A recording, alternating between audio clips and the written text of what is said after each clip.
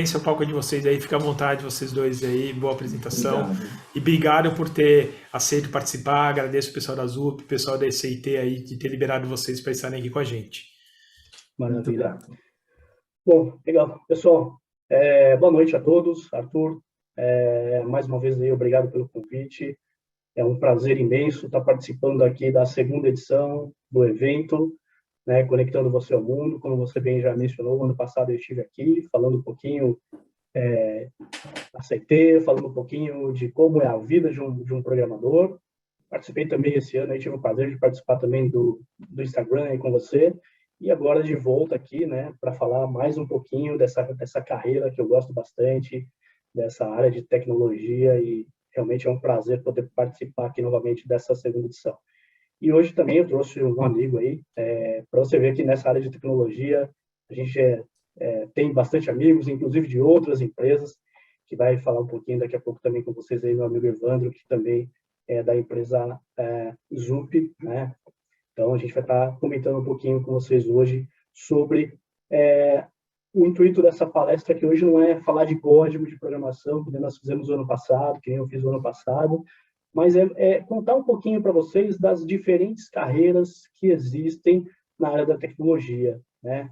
Porque acho que o maior intuito é mostrar para as pessoas que querem ingressar nessa carreira que você não necessariamente vai ter que ser um programador, né? Você tem outros caminhos aí que você pode trilhar dentro da carreira de tecnologia.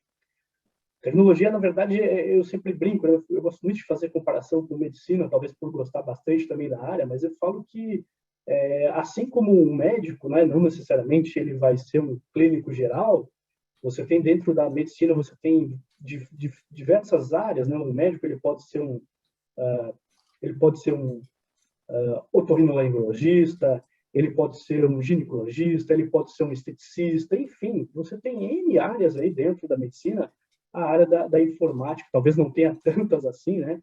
Porque ainda bem que o computador ele é menos complexo do que o corpo humano, mas você tem também diferentes áreas, inclusive dentro da programação e dentro da carreira para quem faz análise de sistemas, para quem resolve ir para a faculdade e ingressar nesse universo aí da tecnologia. Então, eu queria, esse ano, compartilhar com vocês um pouquinho dessas áreas, né? Vamos começar primeiro, claro, falando aí da área de programação propriamente dito, né? Porque às vezes a pessoa também acha que fala assim, eu vou lá, vou fazer análise de sistemas, e aí vou sentar lá, vou ficar o dia inteiro só mexendo com números, o cara tem que ser fera em matemática. Evidentemente, né? Assim como existem aí a divisão das áreas de exatas e áreas de humanas, a área da tecnologia ela está aí vinculada à área das exatas. Se você me perguntar se para entrar nessa área você tem que ser fera em matemática, tem que ser o melhor aluno da sala de aula, não tem necessidade de ser o melhor aluno da sala de aula. Mas, evidentemente, que você tem que gostar de matemática, sim. Né? Acho que esse é um ponto, você tem que gostar um pouquinho da área de exatas, porque senão no seu dia a dia você vai, pelo menos, precisar aprender essas matérias para você conseguir seguir aí no período da faculdade.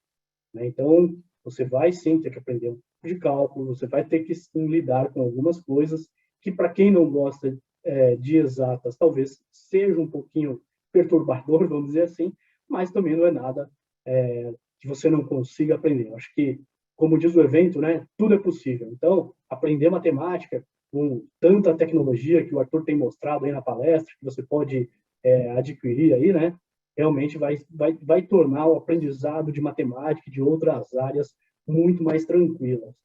Então, sim, você tem que gostar um pouquinho, sim, de matemática, mas depois, durante a carreira, propriamente dito, você não vai lidar diariamente ali com matemática. Eu hoje acabo ainda usando bastante, porque eu estou numa área hoje onde eu cuido da parte de precificação.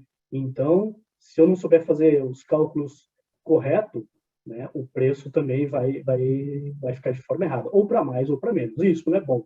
Né? Tem que haver ali o equilíbrio. O preço tem que estar justo, tanto para o empresário quanto para o consumidor. Você não tem que pagar mais por isso, mas o empresário também não tem que perder por isso.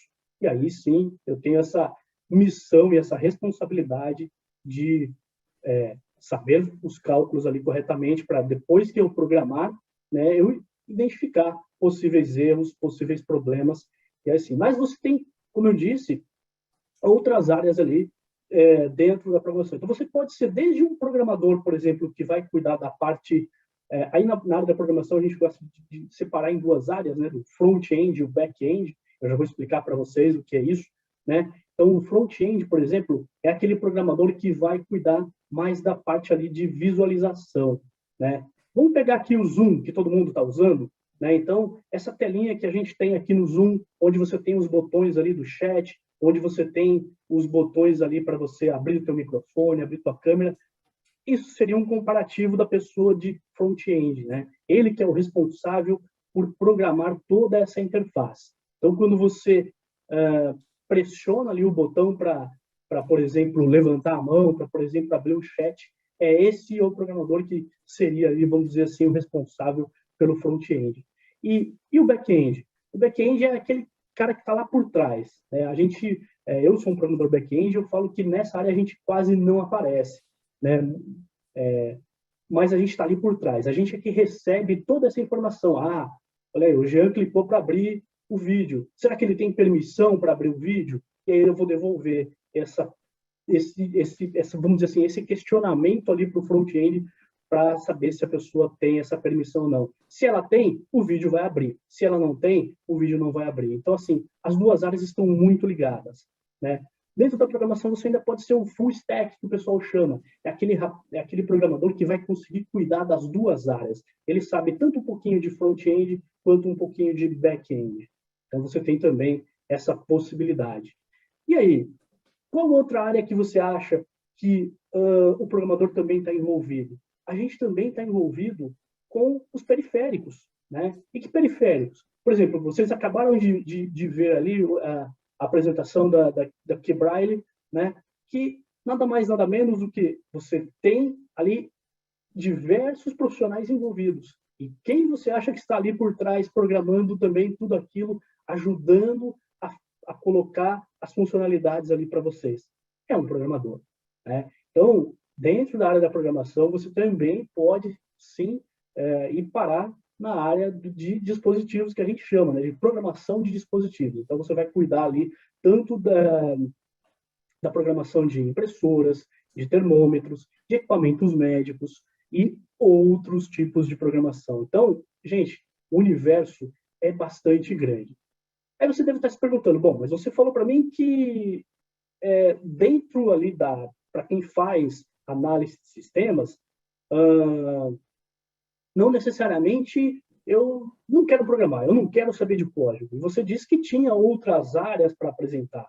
Afinal, o tema da palestra de vocês é além da programação. E sim, a gente tem outras áreas. Você quer ver uma outra área interessante que está crescendo bastante? É a área do cientista de dados.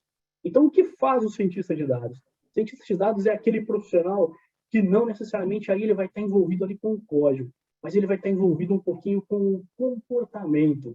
Isso mesmo, o comportamento humano. Ele vai estudar aquele dado, ele vai pegar aquela entrada de dado, por exemplo, ali quando você coloca o seu e-mail, quando você coloca o seu telefone, você preenche aí num formulário, né? Quando você está lá na tua rede social, que você clica num curtir de algum comentário específico, de alguma publicação específica, é o cientista de dados que vai começar a olhar esses dados. Olha, o Jean ele gosta muito de publicações que falem sobre tecnologia. Então, vamos começar a mostrar para ele propagandas de empresas onde ele possa adquirir materiais de tecnologia, livros, cursos, né?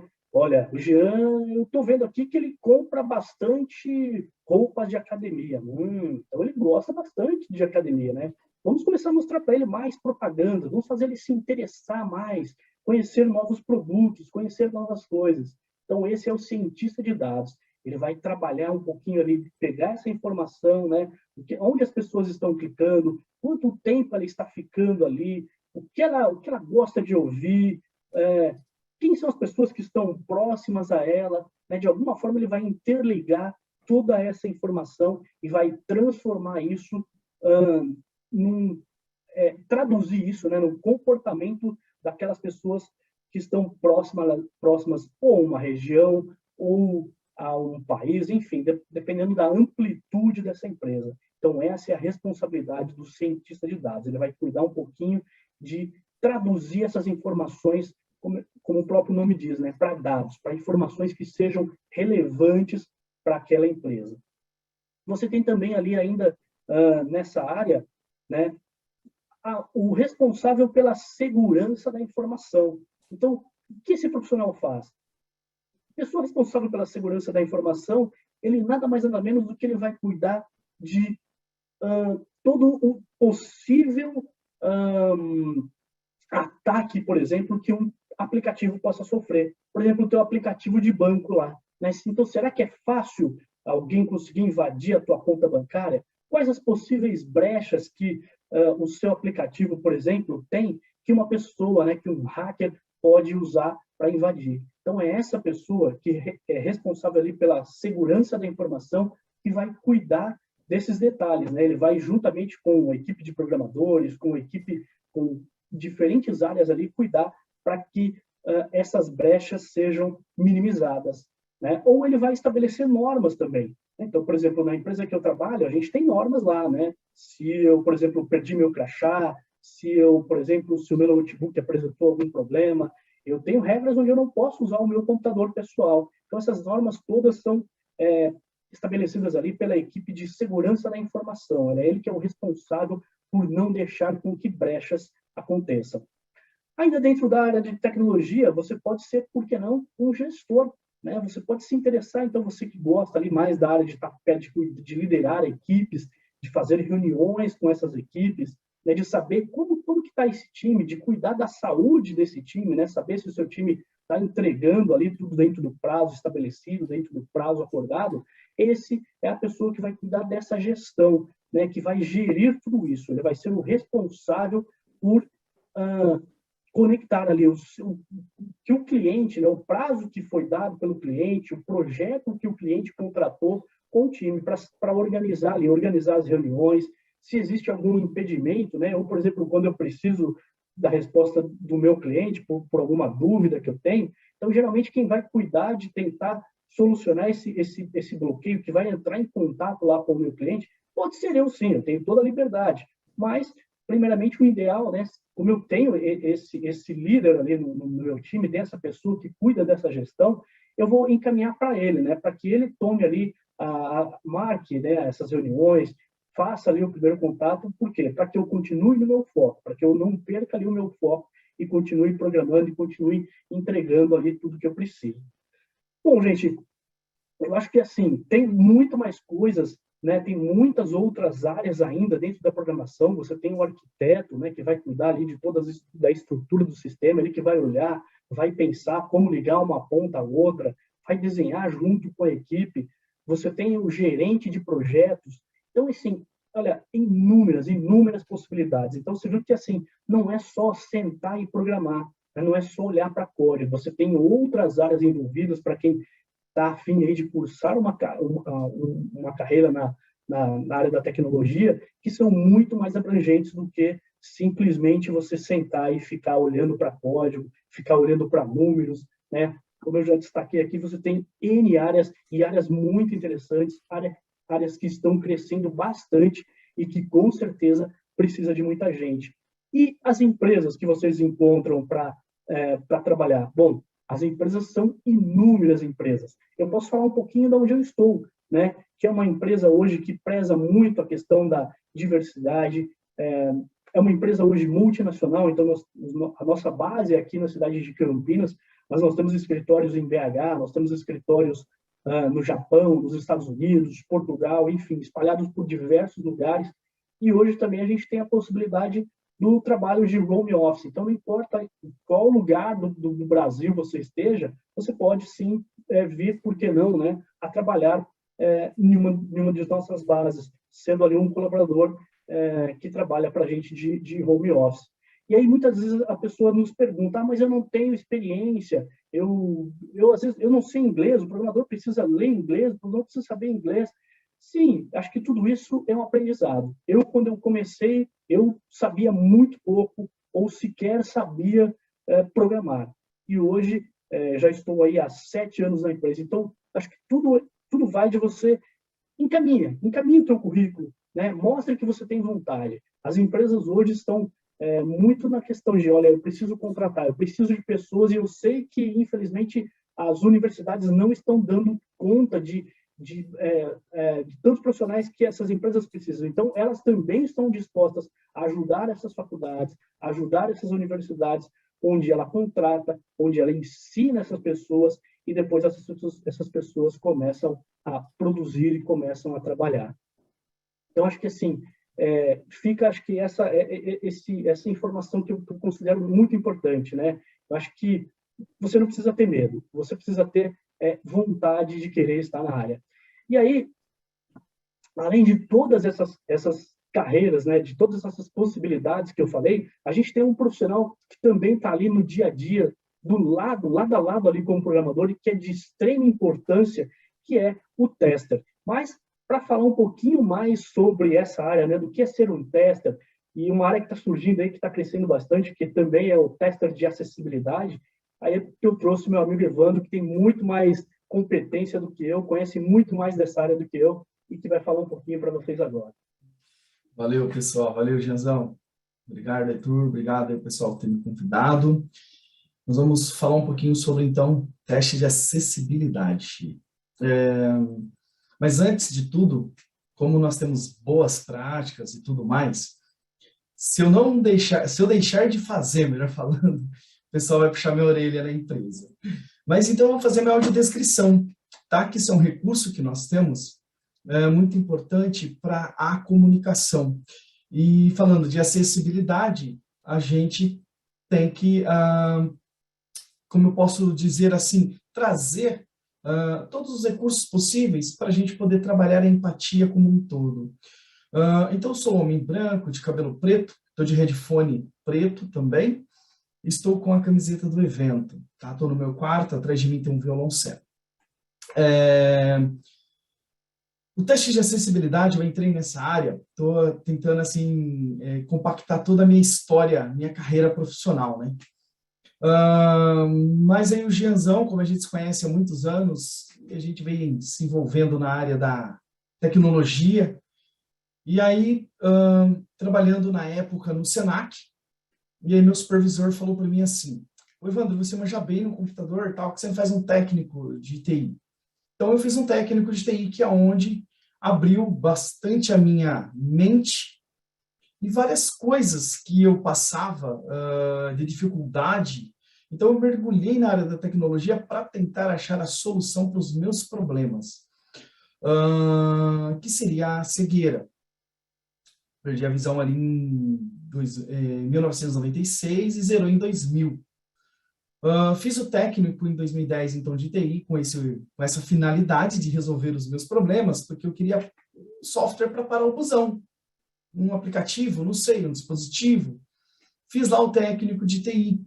E logo na sequência nós fomos fazer o tecnólogo em análise de sistema, desenvolvimento de sistema, que fez a gente, assim, ter uma visão mais ampla de um horizonte muito vasto e pouco explorado na época, né? Isso foi em 2014, nós nos formamos. E no nosso TCC, inclusive, nós desenvolvemos, na época estava em auge QR Code, e nós criamos um projeto na faculdade muito bacana, que escaneava o QR Code e lia o nome, a validade do produto. Então, se vocês verem essa tecnologia hoje, a gente já estava lá atrás trabalhando com isso, né? E nós, então, com isso, nós fomos ali trabalhar nessa área de tecnologia, saí da área e fui fazer RH, porque eu sentia que a galera não sabia contratar pessoas com deficiência. E era muita dificuldade no mercado para a gente poder mostrar a nossa capacitação, a nossa capacidade, melhor dizendo. Por quê? A sociedade, ela Eu não sei o que acontece, mas ela liga muito a deficiência com o capacitismo. Ah, o cara não enxerga, será que ele vai conseguir tal coisa? Então, eu queria desenvolver alguns projetos baseados em momento de contratação. E terminei, estava dentro da área de diversidade e inclusão, dentro da matéria, e eu recebi uma proposta muito interessante de uma amiga, e a Vitória, e me chamando para ser teste de acessibilidade. Aí eu pensei comigo, será que isso é de comer? Eu nunca ouvi falar, né? E eu não fazia a mínima ideia, pois eu só apenas era um usuário, sou um usuário avançado de leitor de tela. Mas aí ela falou, puxa, eu preciso de um cego e que seja formado como analista de sistema. E aí eu fui me aventurar na Zup Innovation, é uma empresa nova, surgiu em 2011, e tá a proposta é ser uma Big Test, e está avançando cada vez mais. Essa empresa crescendo muito. E hoje, lá dentro, então, eu fui o primeiro cego a ser contratado para fazer teste de acessibilidade. E o mercado nessa época, em 2019, ali, não tinha muita informação, como a gente não tem ainda muita informação, não tem cursos. E ao pouco as coisas entrou a pandemia em 2020, aí começou a forçar muito mais as situações tecnológicas, né? Em novembro de 2019, comecei a estudar, correr atrás, o que é acessibilidade. Eu pensava que era só passar o leitor de tela, da Tab, da seta, apertar Alt, Ctrl Tab, não é isso. Vai muito mais além. Então, eu comecei a entender que a acessibilidade, ela transforma a vida, ela transforma a sociedade como um todo. E a acessibilidade não é só para as pessoas com deficiência que todo mundo pensa, principalmente para a pessoa cega. Não, a acessibilidade é para todas as pessoas. Por exemplo, uma pessoa que pode estar perfeitamente escorregar sem, né, Deus o livre guarde, quebra um braço, como que ela vai usar o celular com a mão esquerda depois? Isso é acessibilidade e abrindo as portas para a inclusão. Através da inclusão, a gente começa a expandir para onde? Para a experiência do usuário. Olha que legal. Da experiência do usuário, eu já começo a trabalhar a navegabilidade.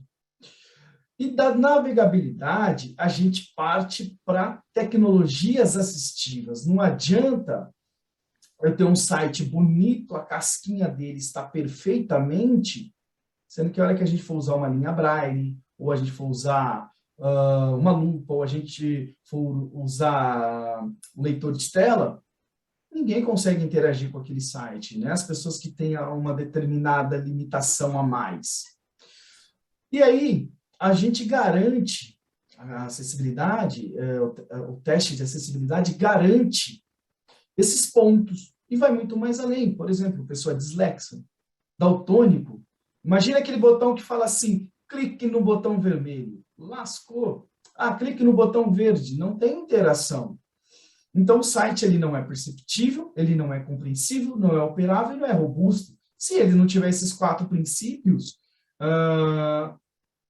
não tem como utilizarmos esse site, né? Principalmente agora na pandemia, que nós que temos uma limitação a mais, o quanto nós enfrentamos de dificuldade para pedir uma comida, para comprar alguma coisa. Então, eu acho que a pandemia, ela fez muitas empresas na área de tecnologia refletir, principalmente na área de e-commerce, né?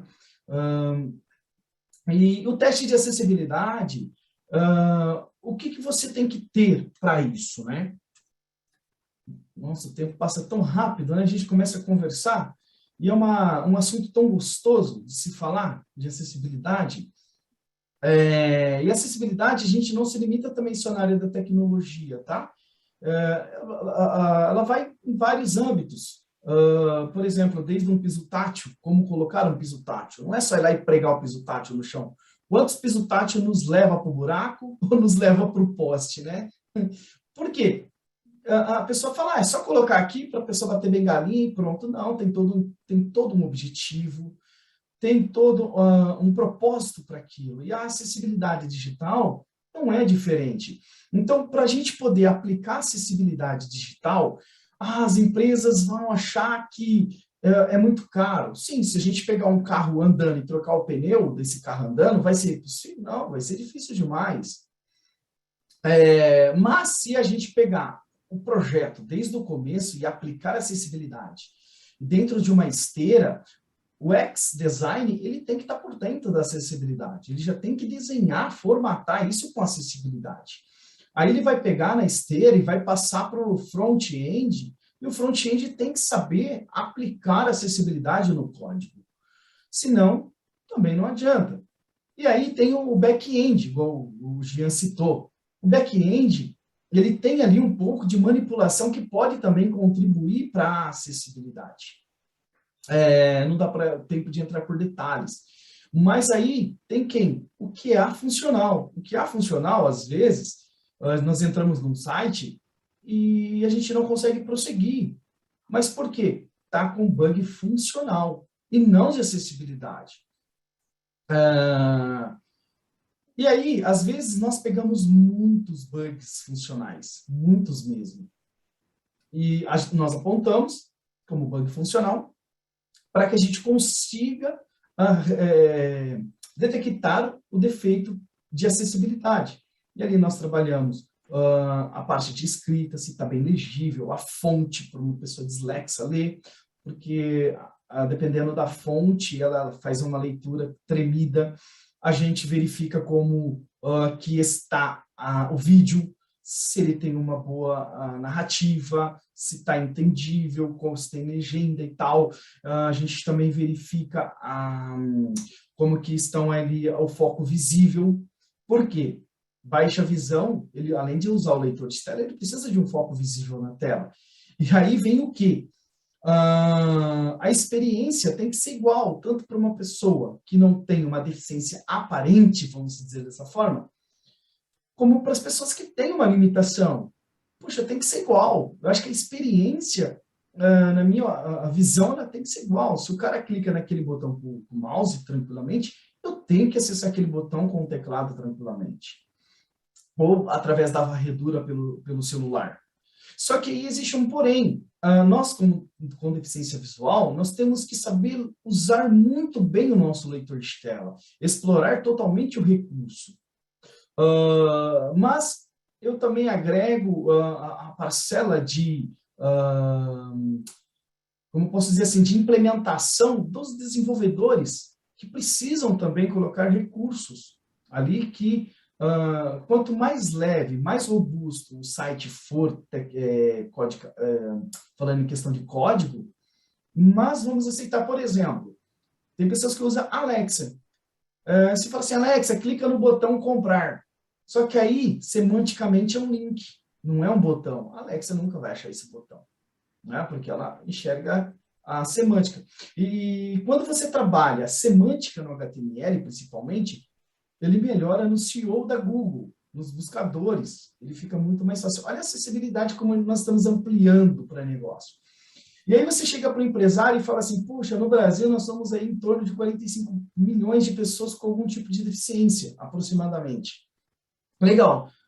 Pô, é uma carteira de clientes que eu posso falar esse número errado, tá? Mas se eu não me falha a memória, eu acho que no Brasil as pessoas com deficiência devem movimentar mais de 3 bilhões de reais por ano.